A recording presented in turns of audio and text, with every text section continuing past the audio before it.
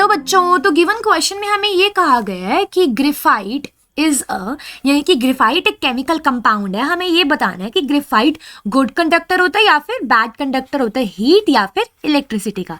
तो सबसे पहले तो हम बात करते हैं इस क्वेश्चन में की कॉन्सेप्ट के बारे में, और इस क्वेश्चन में हमारा की कॉन्सेप्ट हो जाएगा स्ट्रक्चर ऑफ ग्रेफाइट। यानी कि सबसे पहले तो हम देखेंगे ग्रेफाइट का स्ट्रक्चर, जिसके अकॉर्डिंग हमें पता चलेगा कि वो गुड कंडक्टर है या फिर बैड कंडक्टर है।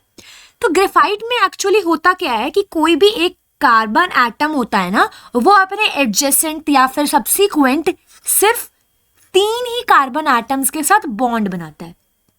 जितने भी कार्बन एटम्स प्रेजेंट होंगे ग्रेफाइट कंपाउंड में, वो सिर्फ अपने सब्सिक्वेंट 3 ही कार्बन एटम्स के साथ बॉन्ड बनाएंगे। और हमें पता है कि कार्बन की वैलेंसी क्या होती है, इसकी वैलेंसी होती है 4, यानी कि ये एट मैक्स सिर्फ 4 ही बॉन्ड्स बना सकता है।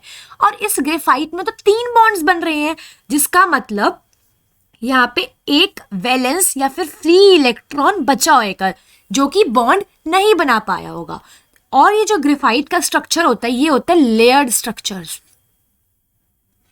लेयर्ड स्ट्रक्चर मतलब कि यहाँ पे लेयर्स होंगी, जैसे कि यहाँ पे एक कार्बन 3 कार्बन एटम्स के साथ अटैच्ड है, तो ये वाले कार्बन भी आगे ऐसे 2 के साथ अटैच हो जाएंगे।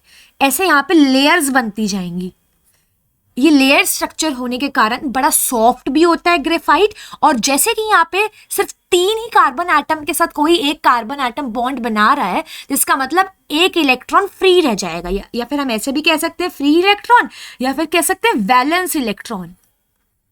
वैलेंस इलेक्ट्रॉन, या फिर हम ये भी कह देंगे डीलोकलाइज्ड, मतलब ये इनकी फ्री मूवमेंट होगी इन इलेक्ट्रॉन्स की।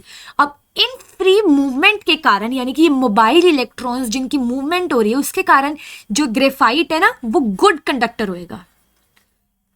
मतलब इसके थ्रू जो इलेक्ट्रिसिटी है वो भी इजीली पास हो जाएगी, और साथ ही साथ हीट भी।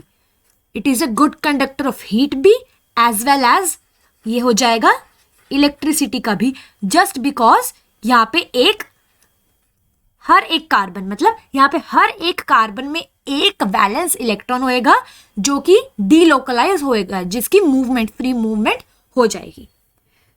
और ये कार्बन एटम्स जो होते हैं, इनकी जो हाइब्रिडाइजेशन होती है वो होती है sp2, क्योंकि हर एक कार्बन एटम सिर्फ 3 ही कार्बन एटम के साथ बॉन्ड बना रहे हैं, जिनके कारण उनकी हाइब्रिडाइजेशन हो जाएगी sp2। तो हम अकॉर्डिंग टू क्वेश्चन, हमें क्वेश्चन में ये बताना था कि ये बैड या गुड कंडक्टर है, तो ये हो जाएगा गुड कंडक्टर ऑफ इलेक्ट्रिसिटी, और साथ ही साथ हो जाएगा गुड कंडक्टर ऑफ हीट।